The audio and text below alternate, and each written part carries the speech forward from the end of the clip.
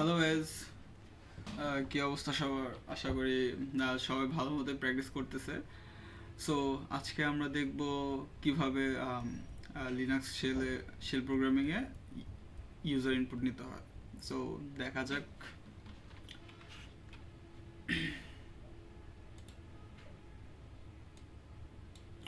তো প্রথমে আমরা একটা ফাইল ক্রিয়েট করব। ওকে, সিডি।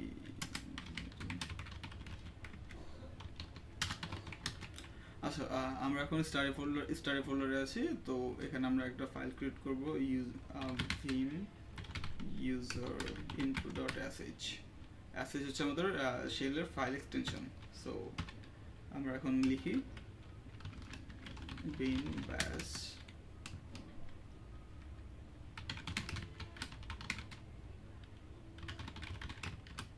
ওকে, যে কোনো কিছু আমরা এন্টার করতে যাচ্ছি। ওকে, রিড।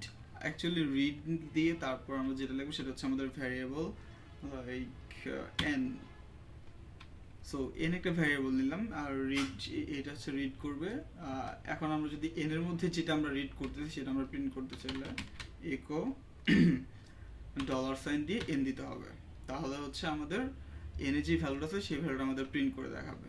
তাহলে আমরা দেখি কীভাবে কী করতে হয়।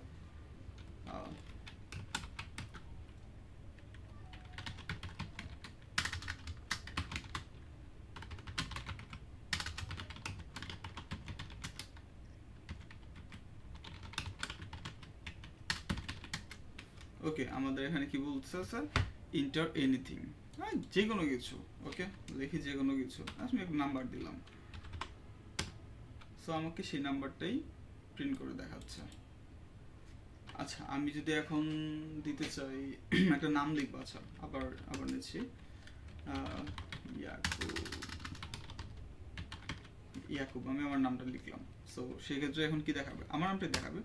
এই যে নিচে আমাকে আমার নামটাই, মানে আমি যেটা লিখতেছি সেটা আমাকে প্রিন্ট করে দেখাচ্ছে অ্যাকচুয়ালি। সো এইভাবে আমাদের আসলে ইউজার ইনপুট নিতে হয়। সো আজকে এতটুকুই। পরের টিউটোরিয়ালে আমরা বাকি অন্য কিছু নিয়ে আলোচনা করব। আল্লাহ হাফেজ।